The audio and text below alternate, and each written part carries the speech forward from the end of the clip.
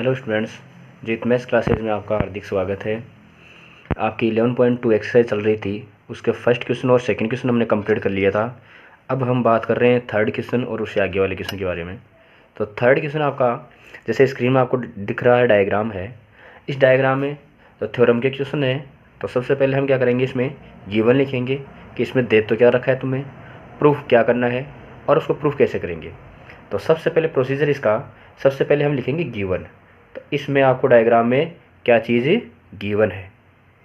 तो गिवन क्या है, ये ट्राइंगल कोई आपका ए बी सी है और इसकी जो ए ओ ए है, ओ बी है और ओ सी है, इन साइड पर 3 पॉइंट आपके एल एम और एन।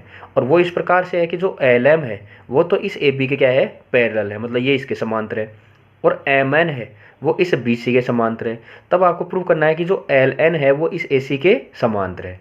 तो आपको क्या करना है, सबसे पहले गिवन में आप लिख सकते हो कि L M N R the point on O A O B and O C, ये लिख सकते हो। आपको ये दे रखा है कि in triangle A B C points L M and N R lie on O A O B and O C respectively. क्रमशः ये पॉइंट आपके इस पर है। और क्या दे रखा है, और दे रखा है कि जो एल एम है वो पैरेलल है ए बी के, एंड और दे रखा है कि जो एम एन है वो पैरेलल है बी सी के। ये इतनी चीज़ें आपको इसमें गिवन है। अब लिखते हैं इसमें प्रूफ क्या करना है आपको। तो प्रूफ क्या करना है, टू प्रूव मतलब सिद्ध करना है। सिद्ध क्या करना है, जो एल एन लाइन दे रखी है, ये जो लाइन दे रखी है एल और एन, वो इस ए सी के क्या है, समांतर है। ये आपको सिद्ध करना है, इसके पैरेलल है। तो एल एन पैरेलल टू ए सी। तो अब करते हैं इसको प्रूफ। अगर कुछ कंस्ट्रक्शन करनी होती, कुछ रचना करनी होती तो वो भी लिख देते। अब ये प्रूव करना है, तो यहाँ देखिए सबसे पहले मैं बात कर रहा हूँ ट्राइंगल ए ओ बी में। इस ट्राइंगल ए ओ बी में तो थेल्स थ्योरम या बेसिक प्रोपोर्शन थ्योरम का स्टेटमेंट क्या है कि किसी ट्राइंगल में दो साइड को मिलाने वाला लाइन सेगमेंट अगर थर्ड साइड के पैरेलल हो, ये अगर इसके क्या हो, पैरेलल हो, तो इन दोनों साइड को क्या करता है, वो सेम रेशियो में डिवाइड करता है। ये थेल्स थ्योरम। तो आपको दे रखा है कि ये जो लाइन है वो इसके क्या है, पैरेलल है। इसका मतलब इसका रेशियो जो ए एल और ओ एल आएगा वो अपॉन में क्या आएगा, बी एम और ओ एम, मतलब सेम रेशियो में क्या करेगा, ये डिवाइड करेगा। तो आप थेल्स थ्योरम का स्टेटमेंट लिख सकते हो ऐसा कैसा, वो सबसे अच्छा रहता है। मैं लिख रहा हूँ यहाँ in triangle A O B by B P T, basic proportionality theorem, आधारभूत आनुपातिक प्रमेय से ये है आपका। और यहाँ से क्या निकलेगा आपका कि अगर ये रेखाखंड है इसके समांतर है आपको, तो आपको लिख देना है, ये यहाँ और लिखता हूँ मैं समझाने के लिए, कि जो एल एम है वो पैरेलल ए बी गिवन है आपको। तो अब लिख देता हूँ कि ये जो आपका सेम रेशियो में डिवाइड करेगा ये, तो ए एल है और ओ एल है, या एल ओ भी लिख सकते हो आप, बी एम है और ओ एम है, ये सेम रेशियो में क्या करेगा, इसको डिवाइड करेगा। इक्वेशन नंबर क्या हो गया आपकी, फर्स्ट। ये आ गया आपका सेम रेशियो में डिवाइड करेगा। इसी प्रकार से ट्राइंगल बी ओ सी में, तो इसी प्रकार का मतलब हो गया similarly in triangle B O C, वही किसे, बाई बी पी टी। यहाँ स्टेटमेंट लिख देना एक बार, और यहाँ लिखने की कोई जरूरत नहीं है, यहाँ डायरेक्ट लिख सकते हो आप, एक जगह काम आता है। तो यहाँ से रिजल्ट क्या निकलेगा, तो देखो इसमें भी क्या बोला था, जो एम एन था वो इसके क्या था, पैरेलल था। भाई आपको दे रखा है कि जो एम एन है वो इस बी सी क्या है, पैरेलल। तो इसका मतलब ये भी क्या करेगा, इसको सेम रेशियो में डिवाइड करेगा। तो बी एम और अपॉन में ओ एम, तो बी एम ये किस में आ रहा है, आर एच एस में आ रहा है। इक्वेशन नंबर फर्स्ट में देखो, तो मैं इसको आर एच एस में लिख रहा हूँ, मतलब पहले किसको लिख रहा हूँ मैं, इसको। तो यहाँ से लिखा सी एन बटा ओ एन, और बराबर में क्या लगा दिया, बी एम और बटा ओ एम।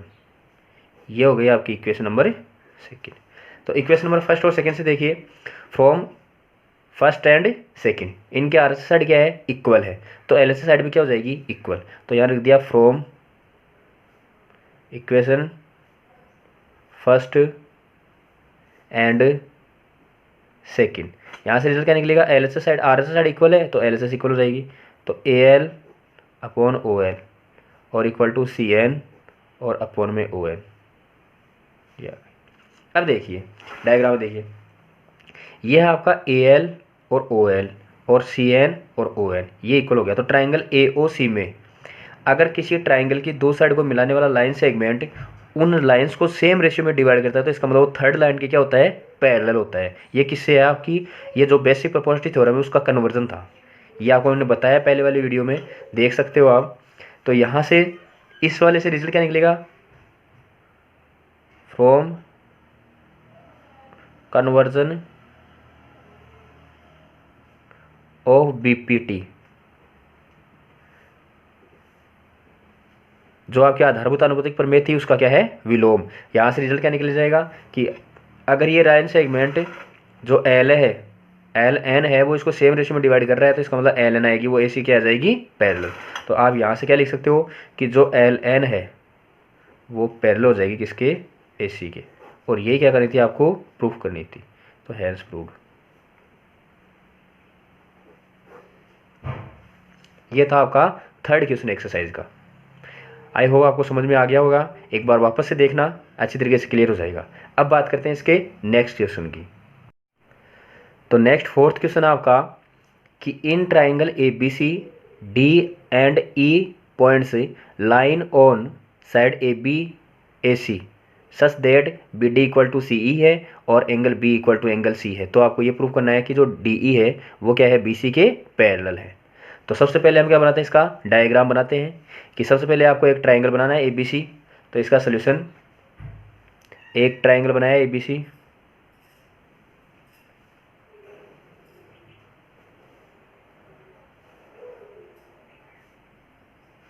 ये ट्राइंगल आपका ए बी सी हो गया।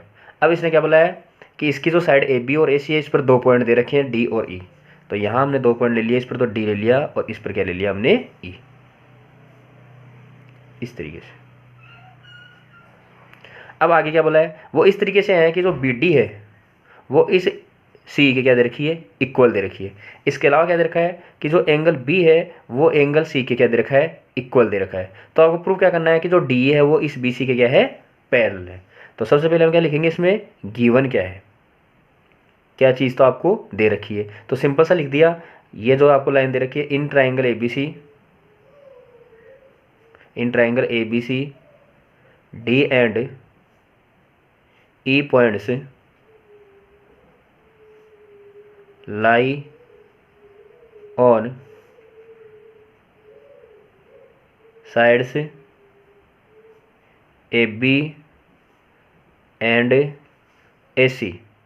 और क्या दे रखा है, सच दैट। इस तरीके से सच दैट को लिखने की जरूरत नहीं है, डायरेक्ट लिख देना कि B D equal to C ई, यह आ गया।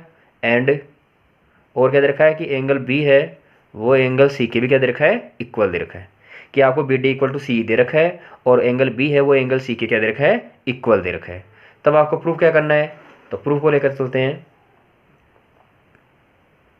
टू प्रूफ सिद्ध करना है, तो सिद्ध देखो इसने कहा है कि सो दैट डी इक्वल, जो पैरेलल है किसके, बी सी के, कि D E parallel to B C, कि डी है वो बी सी क्या है, समांतर है। तो प्रूफ करते हैं इसको।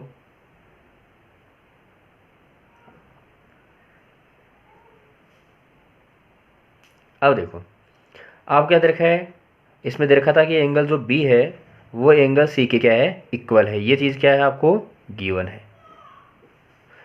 अब देखो इस ट्राइंगल में एंगल बी है वो एंगल सी के इक्वल दे रखा है।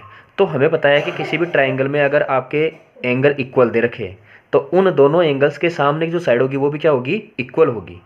तो अगर b इक्वल टू सी दे रखा है तो b के सामने कौन सा एंगल साइड है, b के सामने ए सी और c के सामने कौन सी है, ए बी। ये क्या हो गई, इसका रीजन क्या दे देंगे, opposite side of equal angle, opposite sides of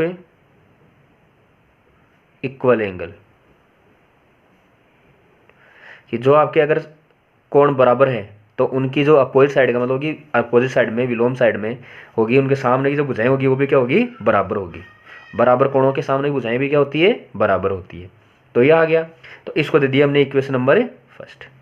दूसरी चीज़ आपको क्या दे रखा था कि बी डी है वो सी के क्या दे रखी है, इक्वल दे रखी है। तो बी डी, अब मैं बी डी और इसको कंडीशन को किस तरीके से लूँगा, ए सी में कौन साइड आ रही है, सी, तो मैं सी को पहले लिख रहा हूँ, बी डी को बाद में लिख रहा हूँ। कहने का मतलब जो सी ई है वो इक्वल क्या लिख रहा हूँ मैं, बी डी लिख रहा हूँ। बात वही है, B D equal to C ई या सी इक्वल टू बी डी, बात तो वही है। ये हो गया आपकी इक्वेशन नंबर सेकंड। और यहाँ इसका जो रीजन है वो दे दिया हमने, यही चीज़ क्या दे रखी है आपको, गिवन है। अब इक्वेशन ऑफ फर्स्ट को सेकंड से क्या करवा रहा हूँ मैं, डिवाइड करवा रहा हूँ। तो फ्रॉम फर्स्ट एंड सेकंड, या डायरेक्ट लिख सकते हो dividing equation first by second. तो ये हो जाएगा आपका ए सी अपॉन सी ई और इक्वल टू जाएगा आपका A B upon B D. ये हो गया। अब देखो, अगर ये जो लाइन सेगमेंट बी डी है वो इसके पैरेलल दिखाना आपको, तो बेसिक प्रोपोर्शनलिटी थ्योरम का जो कन्वर्जन है वो क्या कहते हैं कि अगर ये जो लाइन सेगमेंट है वो इन दोनों लाइन सेगमेंट को, दोनों लाइन दे रखी है इस ट्रायंगल की, पर किसी ट्रायंगल की दो साइड को मिलाने वाला लाइन सेगमेंट है वो तीसरी साइड के पैरेलल कब होगा, जब वो क्या करेगा, उसको ए के अनुपात में क्या करेगा, विभाजित करेगा, ए के सेम रेशियो में क्या करेगा, इसको डिवाइड करेगा। इसका मतलब अगर A D upon B D equal to A E upon E C आ जाएगा तो ये क्या हो जाएगा, बेसिक प्रोपोर्शनलिटी थ्योरम का कन्वर्जन हो जाएगा। तो ये जो लाइन सेगमेंट हो जाएगा वो इसके क्या हो जाएगा, पैरेलल। अब यहाँ आपके पास में क्या आया कि ए सी अपॉन सी आया, तो ए सी तो क्या आ रहा है आपका, पूरी पूरी लाइन सेगमेंट आ रही है, और सी आपका ये आ रहा है, और हमें क्या चाहिए, ए ई अपॉन ई सी चाहिए। कहने का मतलब पूरी लाइन से क्या चाहिए, टुकड़ा चाहिए। तो आपको स्टार्टिंग में मैंने बताया था कि जब भी आपको पूरे से कम चाहिए तो हम क्या करेंगे, -1 करेंगे। तो हम क्या कर देंगे, इसमें -1 कर देंगे। यहाँ लिख दिया हमने ए सी अपॉन सी ई, इसमें से -1 कर दिया, और A B upon B D है, इसमें से भी क्या कर दिया हमने, -1 कर दिया। आगे देखिए, -1 करने के बाद क्या किया हमने, यहाँ से इस एलसीएम ले लिया, इसका क्या ले लिया, एलसीएम लिया। तो एलसीएम क्या आया, तो यहाँ से इसका जो एलसीएम आया वो सी ई आया। तो ये हो गया आपका ए सी माइनस का सी ई, और यहाँ से इसका बी डी आ गया एलसीएम, तो ये बन गया आपका A B minus B D. तो ये देखो, ए सी में से सी ई को माइनस कर दिया, तो ए सी पूरी थी आपकी, इसमें से नीचे वाली सी ई माइनस कर दी, तो ऊपर क्या बन जाएगा आपका, ए ई बच जाएगा, और ये क्या बन गया, सी ई। और इसी प्रकार से ए बी आपकी पूरी साइड लाइन सेगमेंट थी, और बी डी क्या थी, नीचे वाली, तो क्या बन जाएगा, ए डी बच जाएगा। तो ए डी अपॉन क्या हो जाएगा आपका, तो यही तो हो गया आपका। भाई आपकी ए सी लाइन क्या थी, ए ई और ई सी भी टुकड़ों में बटी हुई थी, तो दोनों टुकड़ों का सेम रेशियो, और इसका भी, तो ये आपस में क्या हो गए, इक्वल हो गए। तो आप क्या लिख सकते हो, बाई वही conversion of B P T, जो आधारभूत अनुपात है पर मैं उसके क्या हो गया, कन्वर्जन, उसका विलोम हो गया। तो आप डायरेक्ट क्या लिख सकते हो कि जो डी ई है वो क्या हो जाएगी, पैरेलल हो जाएगी किसके, बी सी के। और ये क्या करनी थी, हमें प्रूफ करनी थी, हैंस प्रूफ। इतनी ही था, ये था आपका एक्सरसाइज का 4th क्वेश्चन। एक बार रिपीट करके वापस देख लेना वीडियो को, समझ में आ जाएगा अच्छे से। नेक्स्ट क्वेश्चन की बात करते हैं।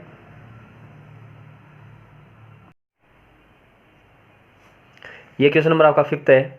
इसमें बोला गया है कि फिगर दे रखा है आपको पहले से ही, दुख भाई जरूरत को नहीं दे रखा है कि जो डी है वो क्या दे रखा है, बी सी के पैरेलल दे रखा है। तो सबसे पहले हम लिखेंगे इसमें गिवन क्या है। तो गिवन है कि जो डी ई है वो पैरेलल दे रखा है बी सी के, एंड इसके अलावा दे रखा है कि जो सी डी है वो पैरेलल दे रखा है ई एफ के। इतनी चीज़ें आपको क्या दे रखी है इसमें, इतनी चीज़ें ये दे रखी है। तो गिवन में आ गया आपका D parallel to B C और C D parallel to E F, ये चीज़ें आपको दे रखी है। अब आपको प्रूफ क्या करना है, प्रूफ करना है कि जो ए डी स्क्वायर है वो इक्वल है ए बी और ए एफ के, A B multiply by A F, ये दोनों आपका। तो करते हैं प्रूफ।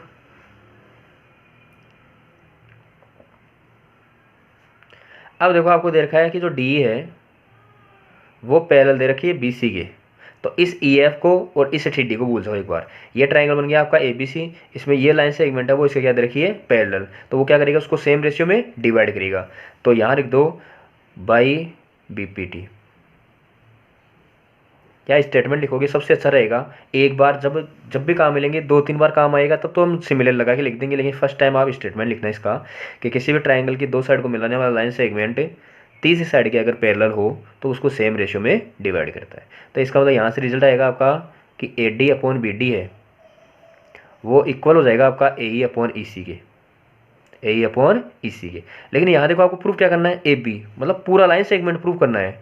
अब यहाँ क्या आया, टुकड़ा आया कि ए डी और बी डी, मतलब टुकड़ों में आया, ए बी नहीं आया पूरा। तो अगर हमें पूरा, जब टुकड़ों से पूरा चाहिए तो हम क्या करेंगे, +1 करेंगे। अब यहाँ ज़रूरत किसकी है, ए बी की ज़रूरत है, और किसकी ज़रूरत है, ए डी की।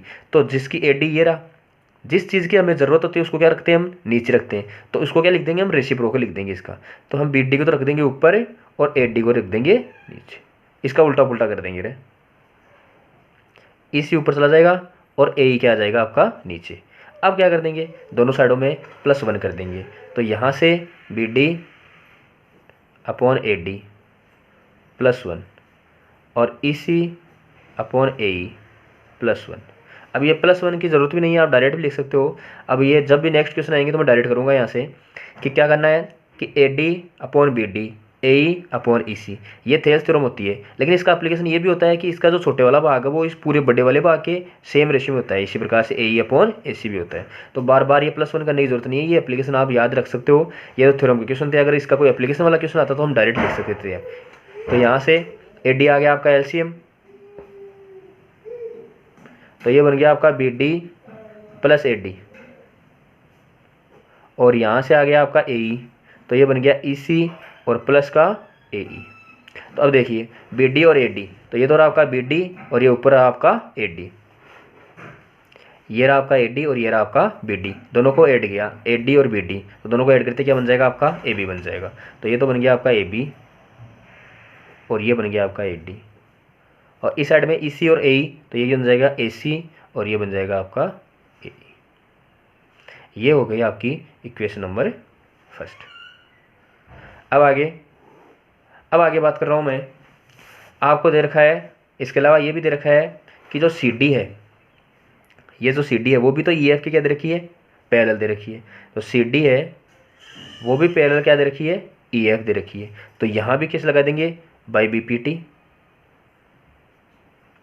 तो कौन सा ट्रायंगल आ रहा है, मैं एक बार ड्रॉ कर रहा हूँ इस ट्रायंगल को वापस से, ए सी डी, ये वाला ट्रायंगल ए सी और डी इस ट्रायंगल में आ रही है। ये जो लाइन सेगमेंट है वो इसके क्या है, पैरेलल, मतलब इस लाइन को डी को भूल जाओ यहाँ से, ये लाइन सेगमेंट आपका नहीं है ऐसे मान लो। तो ये जो लाइन सेगमेंट है वो इसके क्या है, पैरेलल, तो वो क्या करेगा, उसको सेम रेशियो में डिवाइड करेगा, सेम रेशियो में क्या करेगा, डिवाइड करेगा। अब मैं इसमें डायरेक्ट लिख रहा हूँ, क्या लिख रहा हूँ कि जो इसमें क्या आ रहा है आपका, ऐसे आएगा कि A F upon D F और ए ई अपॉन क्या आएगा, ई सी आएगा। लेकिन अभी बताया मैंने जैसे यहाँ लिया था ए बी, मतलब छोटे वाला भाग इस पूरे बड़े वाले भाग के भी क्या होता है, सेम रेशियो में होता है। तो यहाँ से मैं क्या लिख सकता हूँ कि A F upon A D और इक्वल टू क्या रख रहा हूँ, ए ई, और अपॉन में क्या रख रहा हूँ, ए सी।